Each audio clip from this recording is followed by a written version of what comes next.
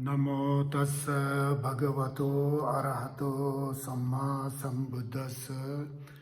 नमो तस्स भगवतो अरहतो सम्मा संबुद्धस्स। नमो तस्स भगवतो अरहतो सम्मा संबुद्धस्स। थके तुझे शजेरिक सोठुं शिंजे मेथुद तुझे पुंजोंबा सिरजी लुंबोता ब्रजिबेगो शगे gelbe jabla gu chan sal kange tutse nerzune tawa tamji pangwecher tambe chune tonze ba godam de la gu chan sal anirodham anutpadam anuchedam ashashvatam anekaartham ananartham anagama manirgama यह प्रतीद समोदपाद प्रपंचो पश्वम शिवम देशयामा संबुधस्तम वंदे वदताम वरम। नमो बुद्धाय। आज मैं इसलिए आया कि टिबेटन लूनर कैलेंडर के अनुसार आज क्या कहते हैं लबब दुचन जिसे कहते हैं लबब दुचन द डे ऑफ क्या कहते हैं द बुद्धा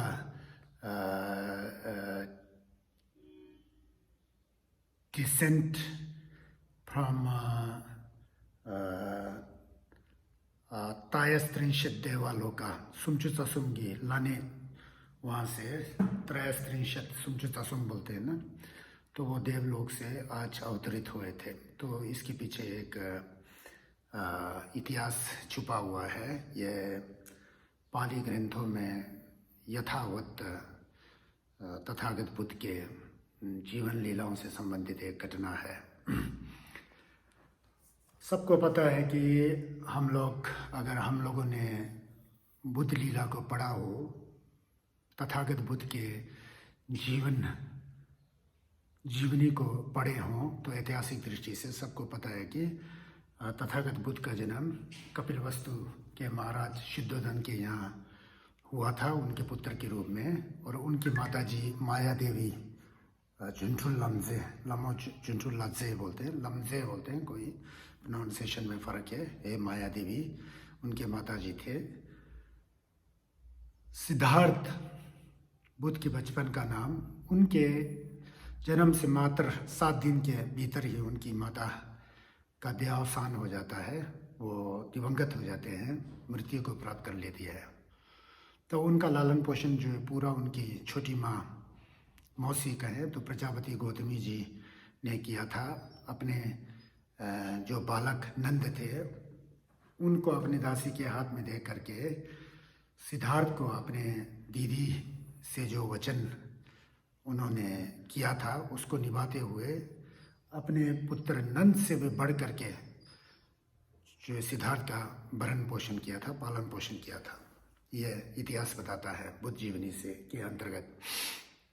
तो ऐसा करके बुद्ध की जो तथागत जो बचपन में थे उनका जीवन काल चलता रहता है। वो सभी विद्याओं में पारंगत होते हैं, शस्त्र विद्या, शास्त्र विद्या जो भी है सब में पारंगत होते हुए 16 साल की आयु में उनका विवाह जो है यशोधरा देवी से किया जाता है। उसके बाद उनका पुत्र भी होता है राहुल जिसे कहते हैं। फिर अंततोगत्वा अपने क्या कहते हैं लीला के अनुसार 29 वर्ष की आयु में गृह त्याग देते हैं। महायानिक दृष्टि से बुद्ध पहले से ही बुद्ध बन चुके हैं, वो केवल लीला दर्शाते हुए इस जम्बूद्वीप में उनका अवतरण हुआ था। थेरावादीन दृष्टि से यथार्थ में वो एक बालक के रूप में बोधिसत्व होंगे पहले, फिर वहाँ से फिर अपनी अंतिम जन्म को लेते हुए लुम्बिनी जन्म में हो करके फिर आगे बढ़ते होते हैं। जो भी हो इतिहास इस तरह से है। तो 29 साल की आयु में गृह त्याग करते हैं। गृह त्याग करके फिर कई गुरुओं का आश्रय लेते हैं, भृगु ऋषि और क्या कहते हैं आलार कालाम, उद्दक, रामपुत्र इत्यादि गुरुओं के चरण में जाकर ज्ञान सीखते हैं। लेकिन वो अधूरा ज्ञान उन्हें पता लगता है, उससे वो संतुष्टि नहीं होकर के अंततोगत्वा निरंजना नदी के तट पर बोधगया के नज़दीक गया के सामने जो नदी बहती है उरुवेला के तट पर उन्होंने 6 वर्ष तक घोर तपस्या करते हैं। करने के बाद सुजाता की खीर को धारण करते हुए जाकर के बाद में बुद्धताओं को प्राप्त कर लेते हैं। वैशाख पूर्णिमा के दिन बोधि वृक्ष पीपल के पेड़ के नीचे बुद्धताओं को प्राप्त कर लेते हैं। प्राप्त करने के बाद फिर वो अपना प्रथम क्या कहते हैं संदेश जो है अपने अनुभूति पर, जो सत्य को उसने साक्षात्कार किया था, जो सत्य पहले से मौजूद था उसको उन्होंने अपने अनुभूति पर उतारा, अपने व्यवहार में चित्रित किया, यथावत उसको अंतःकरण से जान करके, केवल किताबें पढ़ करके या कोई इतिहास पढ़ करके या बिना कुछ अनुभूति के द्वारा दूसरे को हम लोग बताने का एक लत लगा होता है ना, जिससे हम अपने आप को विद्वान समझते हैं, बहुत बड़ा पंडित समझते हैं। वो इंटेलेक्चुअली बुद्धि के स्तर पर भले ही, लेकिन तथागत बुद्ध ऐसे नहीं थे। वो जो खुद बताते थे उस रास्ते पर खुद चले होते हैं, उसको परिपूर्ण किया होता है। इसलिए तथागत तथता के ऊपर जो स्वयं चल करके उस पर दूसरों को चलने की गति को सिखाते हो तथागत है। दम के द्वारा, उस प्रवचन के द्वारा, प्रवचन जो खुद ने उस प्रवचन को अपने अनुभूति पर उतारा हो, खुद उस पर चल चुके हैं। तथागत यथाकारी तथावादी, जो कुछ किए हैं उसको ये बताते थे। इसलिए बुद्ध जो है एक अतुलनीय गुरु हैं, वास्तव में वो महान जगत गुरु थे। तो उन्होंने बुद्धताओं को प्राप्त कर लिया। बुद्धताओं करने के बाद जो अमृत उन्होंने प्राप्त कर लिया था, उस अमृत को दूसरों को पिलाने के लिए, अनुभव को दूसरों को बताने के लिए, उस रास्ते पर चलने के लिए उन्होंने अपने गुरुओं को याद किया। कई गुरु दिवंगत हो चुके थे। बाद में अपने 5 मित्रों को उन्होंने सारनाथ ऋषिपतन के जगह में जा करके, जिन 5 मित्रों ने उन्हें छोड़ दिया था निरंजनी नदी के तट पर पे, जब उन्होंने भोजन धारण किया तो उन्हीं को, पंचवर्गीय विष्णु को उन्होंने क्या कहते हैं धर्मचक्र प्रवर्तित किया था। क्योंकि डिटेल में नहीं जा रहा हूँ, क्योंकि मेन जो है आज जो है लबब दुचन बुद्ध अवतरण दिवस, जो देवलोक से जो बुद्ध अवतरण का दिवस है, उसको बताने के लिए मैं यहाँ बैठा हूँ आज। तो उसको मैं थोड़ा इतिहास से जोड़ कर चल रहा हूँ। फिर जब वो वहाँ पर क्या कहते हैं प्रथम धर्म चक्र प्रवर्तन करते हैं, 4 आर्य सत्य के बारे में, दुख सत्य, समुदय सत्य, निरोध सत्य और मार्ग धर्म सत्य के बारे में प्रवर्तित करके, और क्या कहते हैं धम्म को लोक कल्याण हेतु, लोक भलाई हेतु, बहुजन हिताय बहुजन सुखाय लोकानुकंपाय अत्थाय हिताय देवादेव मनुष्यानाम, हिताय अत्थाय हिताय देव मनुष्यानाम बोल के धर्मचक्र को प्रवर्तित करते हैं। लोग भी उस सत्य को जाने, दुख का जड़ क्या है, दुख से कैसा पार हो सकता है, उस रास्ते को यथावत जो जाने उसको उन्होंने प्रचार प्रसारित किया। लोक कल्याण के लिए, अपनी प्रसिद्धि के लिए नहीं, यश के लिए नहीं, कीर्ति के नहीं, अपने कुछ पूर्व आग्रह के द्वारा नहीं, लोक कल्याण की भावना के साथ, बोधिचित्त के बाद, जंगचुक्सम के साथ जो उन्होंने प्रवर्तित किया। फिर प्रवर्तित करने के बाद प्रथम वर्षावास आषाढ़ पूर्णिमा से लेकर के आशीवन पूर्णिमा तक प्रथम बार उन्होंने क्या कहते हैं सारनाथ के स्थान पर प्रथम वर्षावास बिताए थे। वर्षावास के बारे में मैंने पहले क्या कहते हैं वीडियो में मैंने बताया था।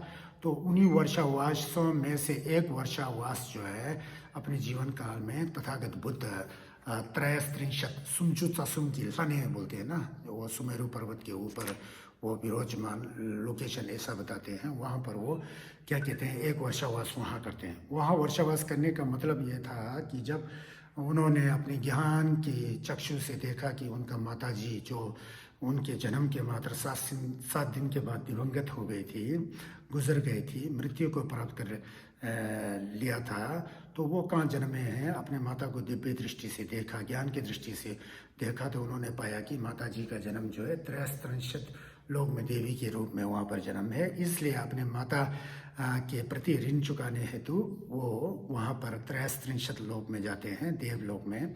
तो वहाँ जाकर के वहाँ 3 मास बैठते हैं और वर्षावास का अनुकरण करते हुए, वर्षावास का जो रिट्रीट होता है, जो क्या कहते हैं नियम कानून होता है, अनुशासन होता है, शील पालन होता है, उसका अनुसरण करते हुए वहाँ देवों का कल्याण करते हुए तथा अपने माता जी को वहाँ पर ऋण चुकाने हेतु उन्होंने अभिधम के बारे में, पदार्थ और मन की वस्तुता के बारे में, सत्यता के बारे में वहाँ उन्होंने प्रवचन किया था।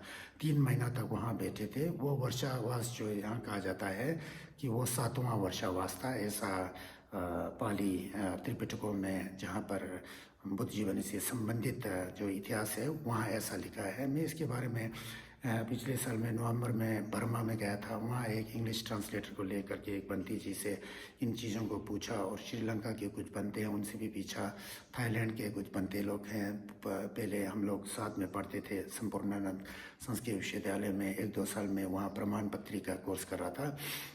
उस समय हम लोग डिस्कस करते रहते हैं, क्योंकि उनका अध्ययन जो है पाली में ज़्यादा डिटेल से होता है, गहराई से होता है, क्योंकि हमारा जो संबंध जो है वज्रयानिक बौद्ध परंपरा से है और महायान से है। तो हम लोग बुद्ध से संबंधित इतिहास जो है भले ही हमारी भाषाओं में ट्रांसलेटेड है, तो मैं ज़्यादा जो उनके द्वारा जो बताए गए हैं उसको ज़्यादा युक्ति संगत मानता हूँ, क्योंकि उनका जो है मेन जो है मन जो है बुद्ध के ऊपर ही केंद्रित होते हैं, क्योंकि उनके वहाँ कई प्रकार के क्या कहते हैं हिदम इष्ट देव बिगड़े डाका डाकिनी का कंसेप्ट नहीं है ना, तो इसलिए वो बुद्ध के ऊपर ज़्यादा अधिक ध्यान देते हैं। तो फिर वहाँ उनसे पूछ करके फिर उन्होंने बताया कि ये 7वां वर्षावास जो उन्होंने त्रयस्त्रिंशत सुमचुतसुम की लाने उस देवलोक में किया था, और अपने माता का ऋण चुकाने हेतु उनको अभिधम्म का शिक्षा दिया था बुद्ध ने। पर उसके बाद वहाँ से जब अवतरित हुए थे तो भारत का एक स्थल है शंकस्य कहते हैं उसको, संकिसा कुछ ऐसा कहता है पाली में, ये हिंदी और संस्कृत में संकस्य कुछ कहते हैं। वो दिल्ली से आगे यूपी के फरुखाबाद जिला है, वहाँ से एक रेलवे स्टेशन है और नाम याद नहीं आ रहा, उससे 7-8 किलोमीटर आगे दूर बहुत बड़ा टेरिटरी के अंदर वो अभी पुरातत्व विभाग के संरक्षण में है। वहाँ एक टीला है और वहाँ पर एक स्तंभ है, हाथी का वो रखा हुआ है, वो स्तंभ है। तो वो वहाँ पर वही है। फिर वो हाथी का जो चेहरा रखा होता है, क्यों पता है?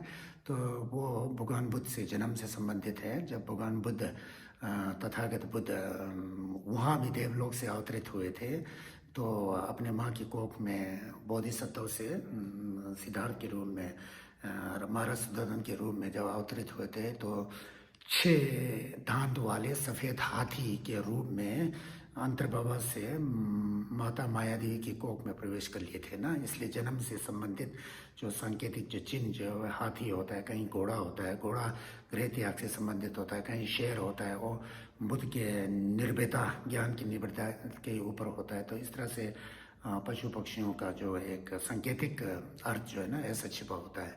तो वहाँ शंकस्य के स्थान पर वो अवतरित हुए थे। 63 लोग से कहा जाता है कि देवताओं ने और ब्रह्मा विष्णु जो भी हो, देवताओं ने पूरा वहाँ से जो जब उतर रहे थे तो तथागत बुद्ध को पहुँचाने के लिए, उनको विदा करने के लिए खुद लोग देवलोक से वहाँ उतरे थे। इंद्रधनुष के सीढ़ियों, इंद्रधनुष की तरह और क्या कहते हैं रश्मियों से प्रस्फुटित होते हुए उस किरणों में इंद्रधनुष के द्वारा रचित सीढ़ियों के द्वारा वहाँ से उतर के आ करके वो उतरे थे। वो दिन आज का दिन को माना जाता है। और टिबेटन लूनर कैलेंडर का अनुसार, और हर एक टिबेटन जो बुद्धिस्ट मोनेस्ट्रीज हैं वहाँ पर लबब दुचन के तौर पर आज के दिन इस त्यौहार को मनाया जाता है। पुण्य का संचय करते हैं और क्या कहते हैं पूजा पाठ होता है और क्या कहते हैं मंत्रों का जप होता है, और इस तरह से इस दिवस को मनाया जाता है तथागत बुद्ध के इस दिन को याद करते हुए।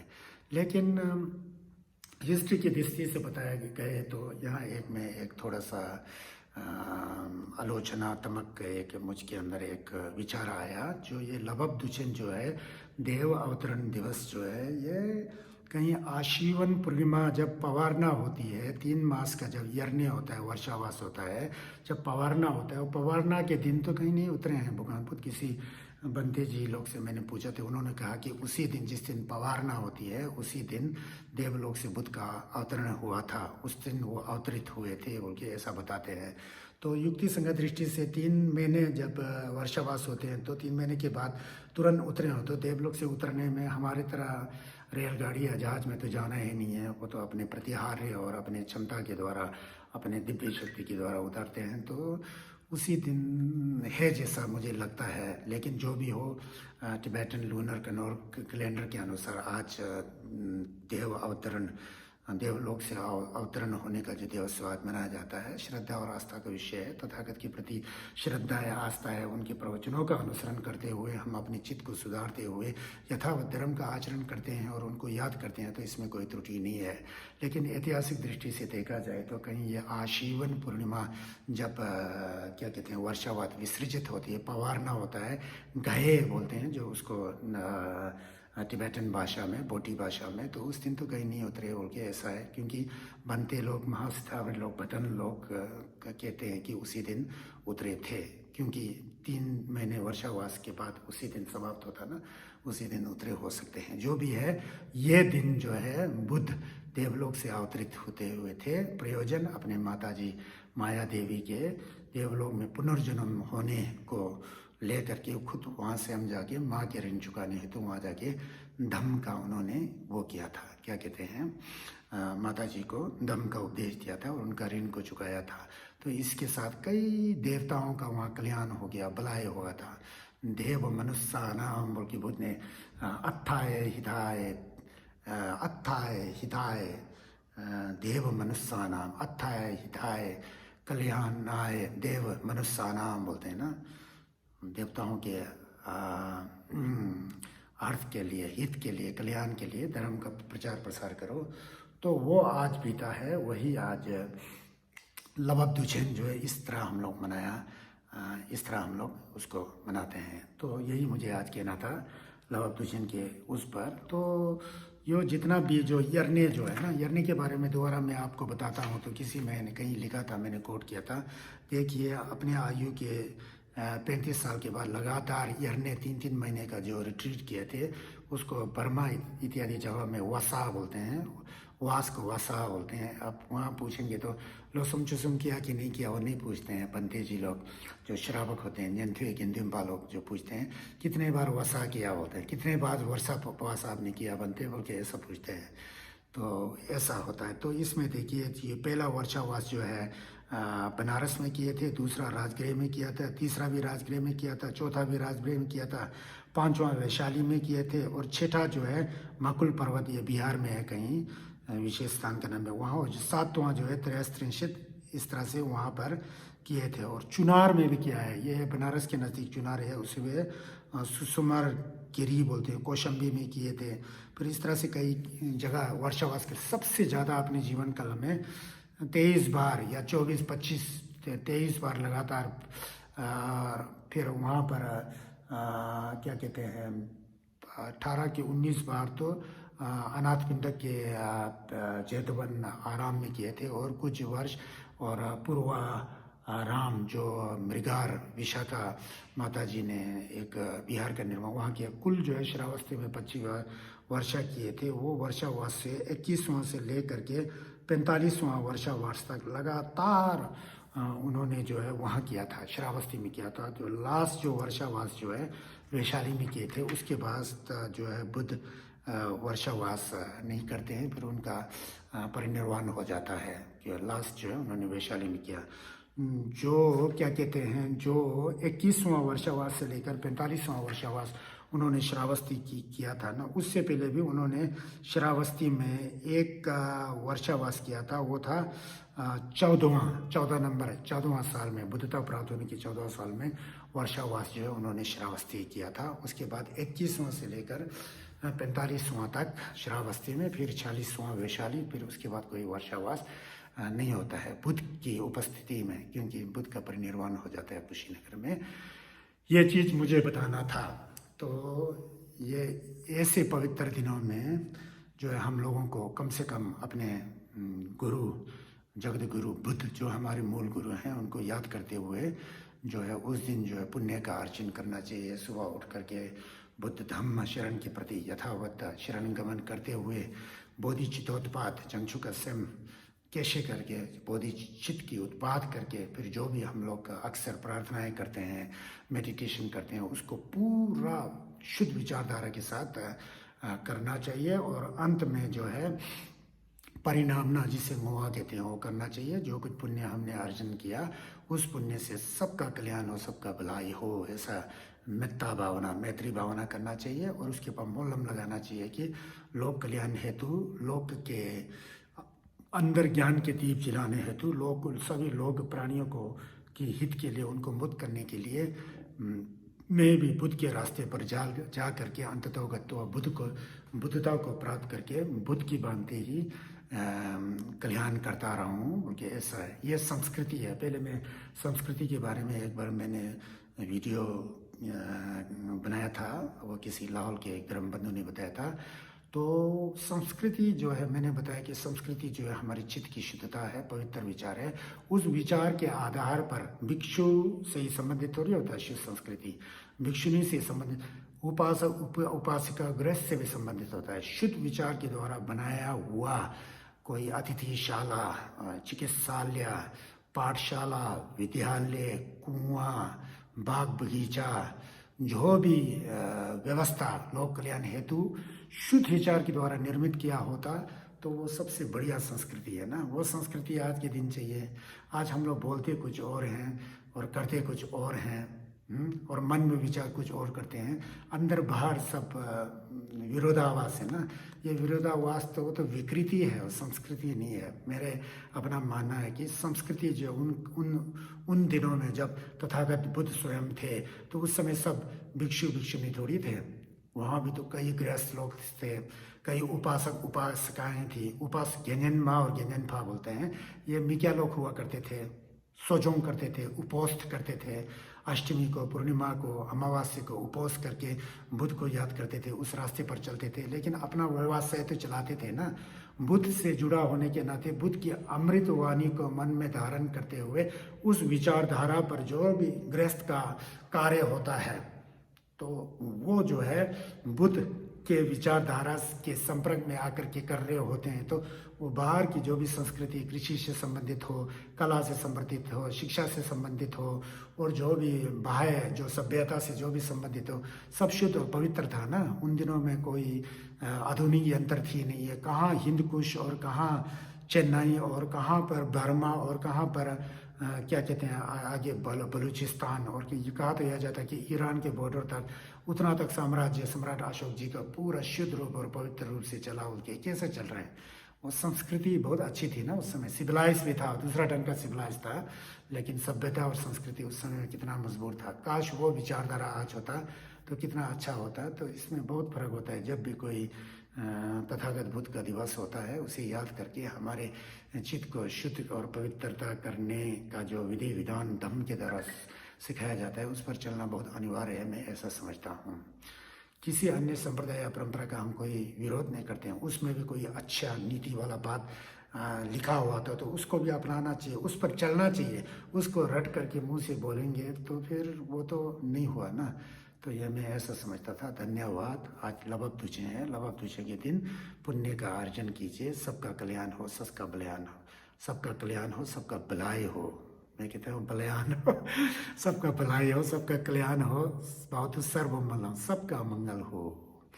ये लबब तुझे के दिन एक लबब छोतेन बोल के आता ना, मेरे को लगता है कि पूर्व काल में वो शंकस्य में उस स्तूप का निर्माण हुआ था, और लबब छोतेन के नाम से भी प्रसिद्ध हुआ।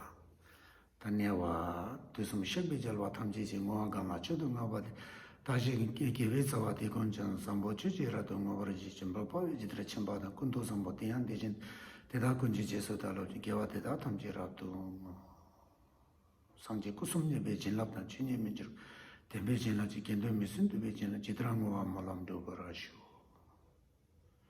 बहुत सब मंगलंग रखंतु सब देवता सब बुद्धानुभावेन धम्मानुभाव संगानुभावेन सदा सुक्ति भवन्तु ते। देवो वसति कालेन सत्संपत्ति में वच प्रीतो भवतु च लोक राजा भवतु धम्मिको। इसका अर्थ क्या समझते हैं? जो वर्षा समय के अनुसार वर्षा हो, अच्छी फसल की उत्पत्ति हो, जीवन में अकाल ना पड़े। देवो वसति काले सत्संपत्ति में प्रीतो भवतु च लोक, सब लोग जो है सुखी हों। राजा भवतु धार्मिक हो, जो भी प्रशासनिक व्यवस्था जो है वो धार्मिक हो। और राजा क्या मतलब प्रशासन को चलाने वाले जो लोग हैं वो धार्मिक हो। तो हम लोग को सोचना चाहिए कि आज के जो प्रशासनिक अधिकारी हैं, प्रशासन को चलाने वाले हैं, वो सही में धार्मिक है कि नहीं है। नहीं है तो हमको सोच समझ कर वोटिंग करना चाहिए। ये मेरा अपना व्यक्तिगत विचार है, आप लोग से मैं ये शेयर करना चाहता हूँ। धन्यवाद। सबका कल्याण हो, सबका भलाई हो। फिर आज इतना ही, फिर दोबारा मिलते हैं कोई अच्छी बातों को लेकर के। धन्यवाद।